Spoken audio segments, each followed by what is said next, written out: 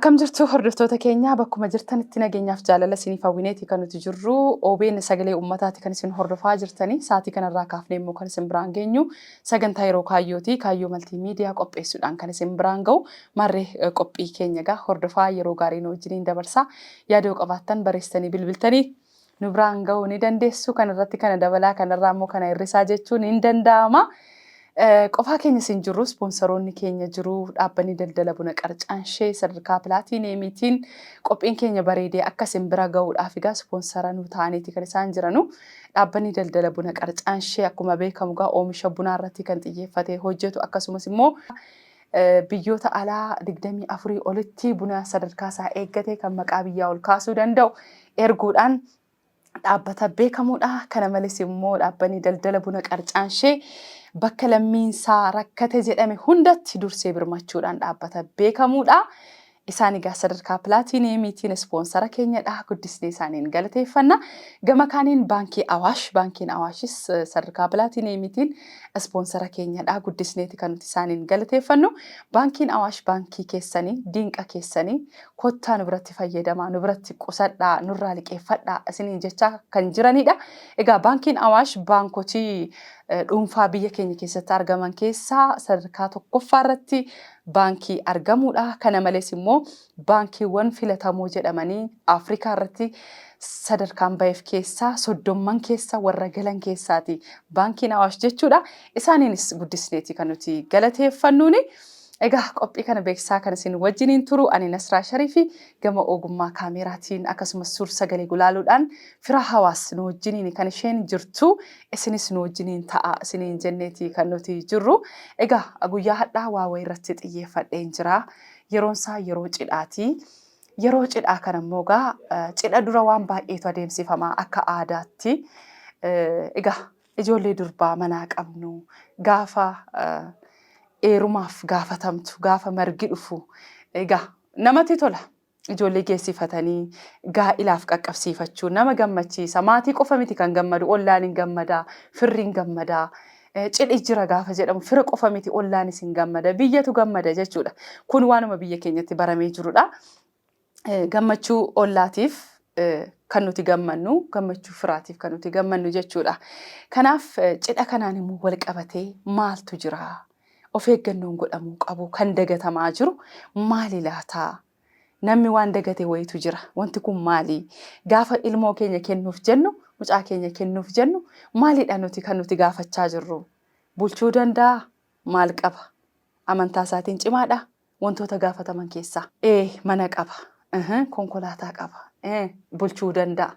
Dhaabbata akkasii qaba. Amantaa isaatiin cimaadha. Mucaa akkasiiti. Mucaan keenya akkana jedhamee dubbatama mitiire? Kanaaf wantoota sana jidduudha waan hafe wayitu jira. Wanti hafe kun maali laata? Isa jedhuuf ogeessa affeerrannee jirra guyyaa har'aa. Ogeessi keenyas immoo aadde Asiyaa Jeelaan jedhamu. Ogeettii yaalii fayyaa dhukkuboota daddarboo irraatii hospitaala Adaamaa irraatii affeerrannee jirra. Isaanii wajjiniin turtii taasisna. Maaltu maal ta'uu qaba isa jedhu waliin haasofna. Isinis immoo waan guddaan duraa hubattu jenneeti kan nuti yaadnu hordoftoota keenya. Egaa akkuma isinii kaasee yeroon isaa yeroo cidhaati jenneerra. Xiqqoo ishees egaa bashannanuun hin barbaachisa mitiire. Kanaaf beeksisoota sponsoroota keenyaa hordofnee ittaansinii immoo sirba cidhaa bareedaa tokko isin affeereetan ogeettii fayyaa keenya wajjiniin kan walitti deebinu ta'a. Turtiin keessan OBN sagalee uummataa irratti sagantaa yeroo kaayyoo wajjinaa ta'u. Dur dachee biyya keenyaa keessatti yeroo duraatiif re'een Kaalid baala muka tokkoodhaan dhamattee gammachuuf ka'umsa taate. Kaalid gammachuu kana fudhatee yeroo duraatiif ilmi namaa buna addunyaadhaan akka waliin ga'uuf karaa ta'e. Bunaaf nagaan dhabinaan aadarraa ka'ee dinagdee sochoose. Qonnaan bultoonni biyya keenyaas oomishuudhaan addunyaa irratti kabajaaf ulfina yoo argatan qarcaanshee tireeding anniisaa qonnaan bulaa ta'ee anniisaa dinagdee uumaa jira. Qarcaanshee tireeding yeroo duraatiif biyya keenyatti teeknooloojii bunaatiin wal nu barsiise. Qarcaanshee tireeding yeroo duraatiif qonnaan bulaan sanyii filatamaa bilisaan argatee oomisha gaarii akka oomishuuf bilisaan raabsee buna gatii gaariidhaanis irraa bite. Qarcaanshee tireeding yeroo duraatiif bu'aa ce'ii fi baasii hin malle qonnaan bulaarraa hambisuuf Finfinnee malee giddugalli bunirraa gabaa addunyaatti ergamu qopheessaa jira. Waggaa waggaadhaan yeroo yerootti nuti guddinaaf hojjenna. Maarree lammiileen keenya koottaa waliin hojjennee seenaa haa galmeessisnu. Qarcaanshee Trading. Qarcaanshee Trading. Boru fageessinee ilaalaa hawwii keenya guddaa milkeeffachuuf har'a tattaafannaa. Tattaaffii keenya keessatti obsaa fi kabaja barsiisaa.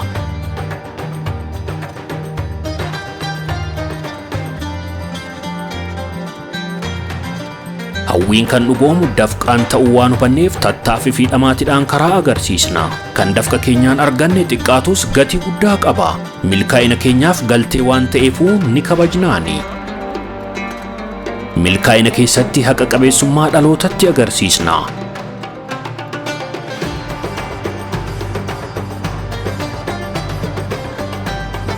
Amanamummaan keenyas deebiseetu nuuf kaffala. Kan nu bira dhaabbatee nu jajjabeessuu qabna. Dhamaatiin keenya yeroo hundaa tarkaanfii tokko gara milkaa'ina keenyaatti nu siksa. Hawwiin dhuga qabeessi dhamaatiin jajjabeeffame bu'aa gaarii nu gonfachiisa. Dhaloonnis ni ce'a. Hoosana milkaa'inni keenyas fiixa ba'ee kaawwaneefis oola. Tajaajila baankii dhalaan alaa E-Class baankii Awaash irraa. Haqa keessan haqiiqadhaan. Baankii Awaash.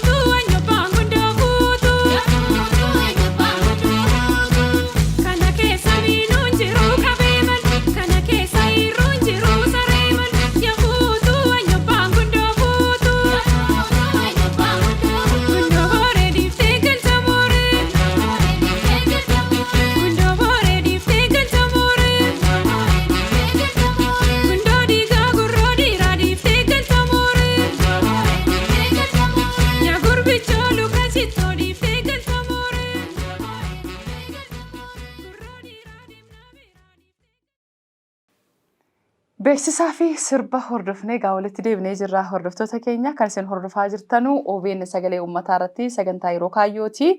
Ispoonsaroonni sagantaa kanaa immoo dhaabbata daldala buna Qarcaanshee sadarkaa pilaatiineemiitiin akkasumas baankiin Awaash sadarkaa pilaatiineemiitiin ispoonsara keenyadhaa guddisnee isaaniin galateeffanna. Warreen kaanis oomishaaf tajaajila keessan nu biratti beeksifachuu ni dandeessu isiniin jenna. Yaada yoo qabaattan barreessanii bilbiltanis immoo yaada qabdan nu biraan ga'uu ni dandeessu. Duratti gaa keessummaa affeerradheen jira isiniin jedheen jira. Waa wayii kaaseeraa dhimma cidhaatiin wal qabatu. Kanaafuu of eeggannoon fayyaatii fi cidhaan wal qabatu maali kan jedhu isaanis gama ogummaa isaaniitiin waan nuuf qoodu. Egaa addee Asiyaa Zeeyilaan hospitaala Adaamaarraatti asitti nu argamtaniiti kan isin jirtanii. Egaa yeroo keessan aarsaa gootanii asitti waan nu argamtaniif guddisnee isin galateeffannaa. Baga nagaadhaan dhuftan. Baga nagaan isinis na eegdan.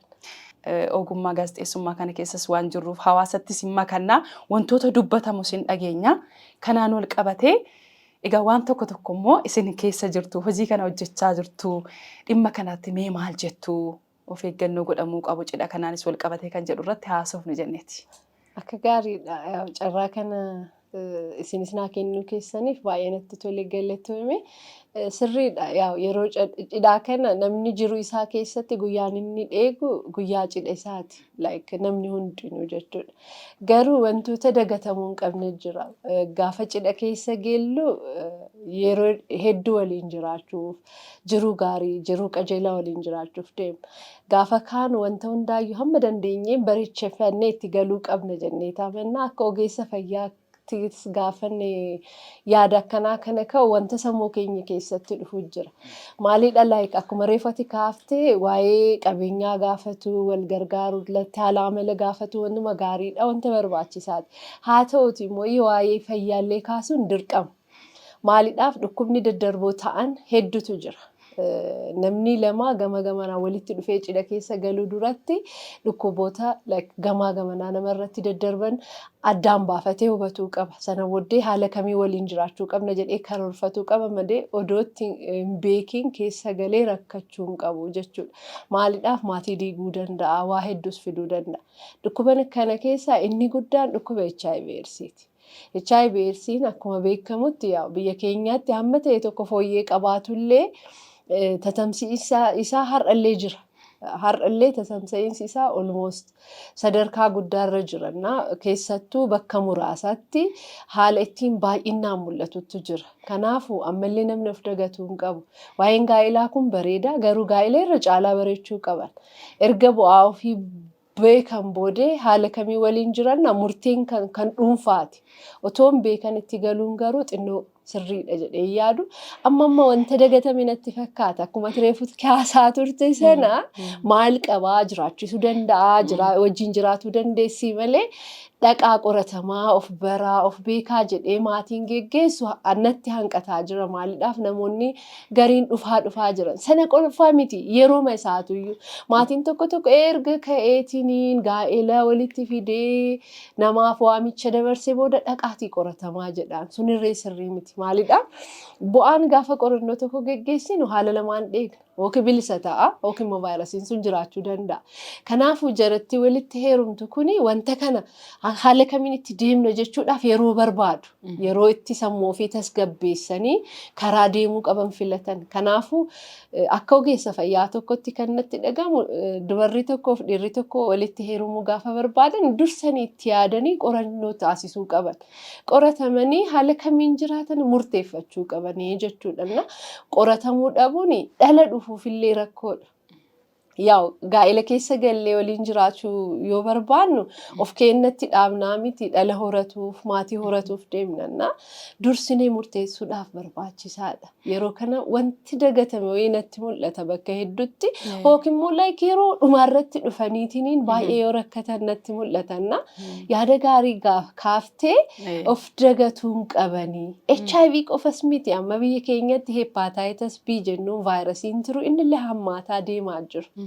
Inni kunillee qunnamtii saalaatiin irra caalaa ka darbu. Kanaafuu isallee of baruu qaban. Inni akka HIV miti talaallii fudhatuudhaan nama tokkorraa akka tokkotti hin tarre taasisuu danda'a. Fayyaa dagatamuu qabu jechuudha. Cidha keessatti karoora keessa galuu qabu. Maaltu narraa barbaachisa kan jedhu namni itti yaa sirbuu qofa miti wanta nu sirbisiisu haalaan sirbuutu nurraa eegama jedheen amana akka ogeettii fayyaa tokko. Dhugaadha. Yeroo namoonni odeeffannoo tokko tokko nuu kennanu nus iyyaanna garuu waan qabatamaa ta'e irrattidha namoonni immoo callisanii naasa'anu. Kan nama ajaa'ibu namni tokko dhibee kanaan qabameeti kan inni ture odeeffannoon nu qaqqabe jechuudha. Dhibee kanaan qabameeti kan inni ture haadha manaa qaba ture ijoollee qaba ture haati manaasaa dhibee kanaan jalaa boqatteetti jechuun addunyaa kanarraa du'aan boqatteetti jechuudha. Sana boodanni waggaa muraasa taa'ee ka'eetu iddoo biraatii durba fuudhe cidhaan. Odeeffannoo akkasiitu jira. Yeroo baay'ee immoo xiyyeeffannoon namoota gurguddaadhuma kana yaada. Dargaggoonni akkam maalirra jiru kan jedhu yeroo baay'ee namoonni xiyyeeffannoon kennanuuf maaliif dargaggoota ta'anii kan dhibeen kun irratti mul'achaa jiru odeeffannoo waan qabnuuf jechuudha. Kanaafidha kan nuti isininis affeerree jiru jechuudha. Mee yeroo isaa sila yeroo cidhaatti jenneerra mitiire sila garuu waadaa olii gallee turre namni waan nuun jedhee haa jedhu istuudiyoo kana keessatti aniifatii sirba cidhaatiin sirbina jenne sila garuu aniifatiin sirbinu haa ta'u sirbumaan bashannanna lakkii jechaa jiru fakkaata adde Asiyaanii. Kanaafuu iyyuugaa sirba cidhaa bareedaasaa sirba daangaa Haayile Yesuus Qananii sirba kana isin biraan geenyeetu itti aansine immoo beeksisa ispoonsara keenyaa isin biraan geenyaa sana hordofaatii walitti deebina ammas turtiin keessan OBN sagalee uummataa sagantaa yeroo kaayyoo wajjin haa ta'u.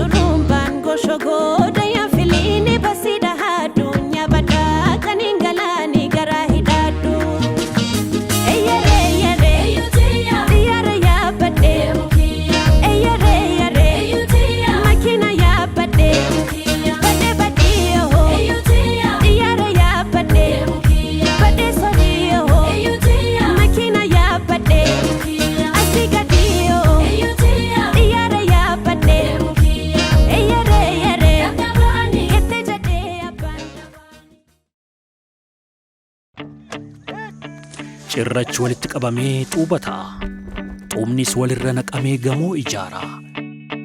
Coobni bishaanis kuufamee gaani guuta. Kanarra qusannoodhaan tokko jettanii jalqabdan fuulduraaf heddummatee jireenya milkeessa. Jireenyi akka jijjiiramuu abdiin guddinaa akka eefu xiqqaatee guddatee osoo hin jenne kuufachuun fala ta'a. Rakkoon mammaaksa akka ta'u jireenyi akka miidhagu kan dhamaatanii argattanirraa osoo hin qisaasessine mudaa itti kuufachuu. Coobni dafqa har'aa mijaa'ina jireenya boruu akka ta'u hawwiin akka dhugoomu. guyyaa hundumaa aadaa qusannoo waliin jiraachuu miidhagina jireenya keessanii fi maatii keessan boruutiif har'uma qusachuu jalqabaa. Milkaa'ina jireenya keessan boruutiif har'a hojjedhaa. Awaash Mudaayitti qusadhaa. Baankii Awaash.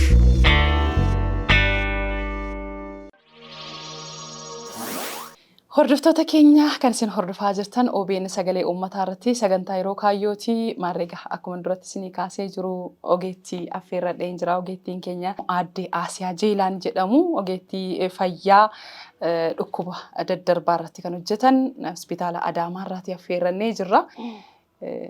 Mee muuxannoon isin bira jiru namoonni baay'inaan ilaalamu kanarratti yeroo gaa'elaas haa ta'u mee muuxannoo dhumti jiru haalli jiru mee maal fakkaata akka ogeettii qofatti osoo hin taane immoo akkuma hawaasaatti immoo mee maal taajjabda dhimma kanarratti mee? Gaariidha kun amma ani akka kootti gaafii yeroo isaa eeggateedha beektaa nama tokko ati dhukkuba HIV qabdaa dhukkuba san qabda jettee bifaan laaltee addaan baafachuu hin dandeettu. Yeroo kan immoo tajaajilli kennamu qorichi kennamu namni akka fayyaleessa ta'eetiin jiru isaa jiraatu taasisaa jira.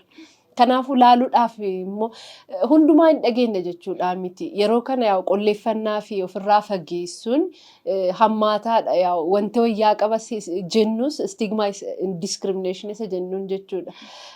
Ofirraa qolleeffannuun ofirraa fageessuun jiranna. Kanaafuu namni hedduu bu'aa ofii of baaseen haasayu. Ani vaayirasiin kun na keessa jira jedhee kakaasu nama muraasaadha. Even biyya jiraatu sanirraa qoricha ka fudhatu nama muraasaadha. Nama of mooyatee self-esteem isaa build godheedha. Irra caalaa magaalaa birraa naannoo birraa akkas deddeemee fudhata. Kanaafuu nama tokko akkasitti ilaallee baruu hin dandeenye. Fallinni qabu maali? Qorachiisuu qofaani.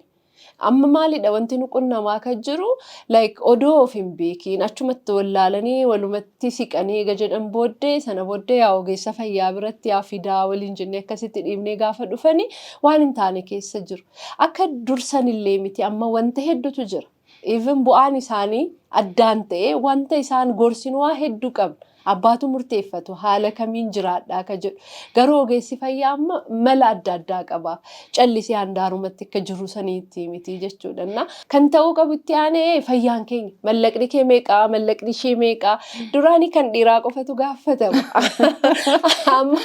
Amma dubartii qabeetti duwwata. Maal qabdi ishiin of sana qofa otoo hin ta'in fayyaan ishee maali? Fayyaan koo maal fakkaata? Sana booddee haala kamiin deemna? Ogeessa bira akkamitti deemna? Laaluu qabnaa jechuudha. Maaliidhaaf ammallee taanaan biyya keenya keessatti bare sadarkaa hedduudhaan haala galaan tamsa'ina qaba. Yaa namni lakkoofsa gaafa dhaga'e xinnoo sammuun isaa hin ka'anna. Akka biyya keenyaatti tamsa'inni isaa ammallee jira. Nama 100 keessaa hamma muraasa ta'e vaayirasiin kun deemaa jiranna wanta dhaabbateetii miti jechuudha. Keessattuu dargaggoo lafaa ol dhufaa jirtu gariin kamaatirraa vaayirasii kana fudhateedha. Gariin immoo iyyuu amala adda addaa jiruun zamana kanaa waa baay'ee danqaa qaba. Waa baay'ee vaayirasii kana fudhatanii dhufuu danda'u. Bifuma qofa laaloo otoo hin ta'in itti mallaqa laaloo odoon qabu fayyaan maal fakkaata? Fayyaa san immoo baranii wal darbuu qofa miti. Amma nu sanillee miti ka jechaa jirru akka ogeessa fayyaa. Ogeessa fayyaa bira dhaqanii haala kamiin jiraachuu dandeenyu? Bu'aa wal fakkaatuu danda'a, faallaa ta'uu danda'a. Yoo dirqama waliin jiraachuu ka qaban taate mala akkamiin jiraachuu qabna? Because waa'ee generationiiti kun waa'ee dhala namaati. Kanaan dura warri jiru vaayirasii kanaan baay'ee miidhamanii kan dhufullee kanuma keessa darbuun qabu. Kan ammoo ka dhaabuu dandeenyu qoratamuudhaan. Ogeessi fayyaa gaafii gaafatu qaba. Wanta keessa dabarsuu qaba. Kanaafuu cidhaaf sirbaa. Wanta laallamuu qabu hundaa keessattuu gama fayyaatiin laaluun dirqama dhala namaati. Amma akka uummata keessa jiraatu naaf gaafiidha beektaa. Gaafiidha akkamitti deemu haala kamiin deemu qorataman moo maaliif duraanii nama kuma argita bakka gaa'elaa fennaan hin qoratamna. Even jaarsonni wajjin sii dhufu akkas. Amma garuu wanta akkasii sana arguun xinnoo injirtu. Even ganaa wal filatanii murtee keessa ga'u mee maalirra jira sadarkaa kamirra fiiganii kan dhufantu jira. Akkuma reeffati kaaftee mooyyuu namni bu'aa isaa beeku haalli ittiin dhokfateetiin irra dibeetti galuu barbaadu jira.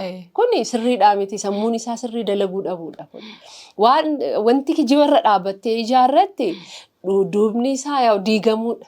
Yaa'u yeroodhaaf inni itti mul'atu. Tarii mallaqa isaatiin maaliidhaan wanta fayyaan immoo lafa jiru oolee bulee mul'atuun isaan oolu. Yeroon dheeratuu danda'a gabaabbatuu danda'anna. Dhugaa rabbii kana kaasuun keessani anaadhaaf baay'ee gammachuu natti uume. Kana booda numaayyuu tariiti akka biiroo fayyaattis haa ta'u, akka Oromiyaattis haa ta'u, akka federaalaattis haa ta'u, maatiin ilmoo ofii qorachiisu malee qabxii ragaa keessan argu malee ilmoo koon kennu kan jedhu gara badhaasaatti akka dhufu gaa'in goona jennee yaanna gara fuulduraatti maaliif namni baay'ee dagachaa jira waan ta'eef jechuudha. Kanaaf mee eenyurraa maaltu eegama isa jedhume mee akkaasu? Galatoomii kuni gaaffii gaariidha. Ani akka ogeetti keessattuu dhukkuba daddarbaa irratti dalagu specifically HIV irratti akka dalagu jiru kiyya keessatti wanta hedduutu na qunnamaa jira. Waan hedduu oolmaa kiyya keessatti ilaalaa jiranna. Akka hospitaala keenyaatti akkuma biyyattiitu sadarkaa olaanaadhaan dhukkuba kana warra yaalaa jiru keessaa nama tokkodhaanna. Maalidha wanta dagatamee natti fakkaata. Namni uumamaan tuttuqamuu barbaada, yaadachiisuu barbaada. Kanaafuu irra guddaatti akka biyyaatti ministeerri eegumsa fayyaa itti bu'e immoo jennaan biiroon fayyaa Oromiyaa itti dhimmamee miidiyaa irratti haaluma adda addaati waa'ee vaayirasii kanaa daddabarsuun dirqamaadha. Egaa namootni dhibee kanaan qabaman namoota fayyaa fuuchuudhaan dhiira qofa miti kana yeroo jennu warreen dubartiinis immoo jiru jechuudha. Kanaafuu iddoo jijjiirrachuun kun maalirraa ka'a? Isa jedhu mee haa kaasnu isin ogummaa kana keessas jirtu waan ta'eef iddoo jijjiirrachuun biyya jijjiirrachuun kun maalirraa ka'a? Qolleeffannaaf loogiitu kanaan geesse. Gaafa bu'aa isaanii himatanii namni pozitiivli isaan hubatu jira. Vaayirasii kana namuyyuu dhukkuba jaalatee mallaqaan hin bitu. Tarii gaafa san dhagaan amma seenaan otoo kaasee dhiiga nama boochisu jira. Amananii dhaqanii gaafatti himan dhallummaan isaanii maatimmaan isaanii akkasitti ofirraa jibbantu jira. Sun jarattiin kun akka dheessitu taasisa beektaa of akka dhoksitu hin qolleeffatanii hin loogeessu ofirraa fageessuuf deeman beektaa. Kanaafuu bakka biyyi kun keessa jirutti isaanillee dheessan itti murteessuu hin dandeessu tarii. Garuu maalidha ta'ullee isaanuu rakkoo kana keessa kan galaniif vaayirasiin kun wanta bira jiruuf isaan immoo dhala biritti akka hin darbine yaaduu qaban.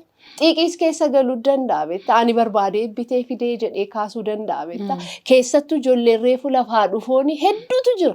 Hammaatirraa vaayirasiin kun isa gaafa laaltu ijoolleen baay'ee bareedaadha akkas gaafati qolleeffattee gaafa loogii keessa galchite xiiqii keessa galuu, aarii keessa galuu, biyya jijjiiruu waan hin taane.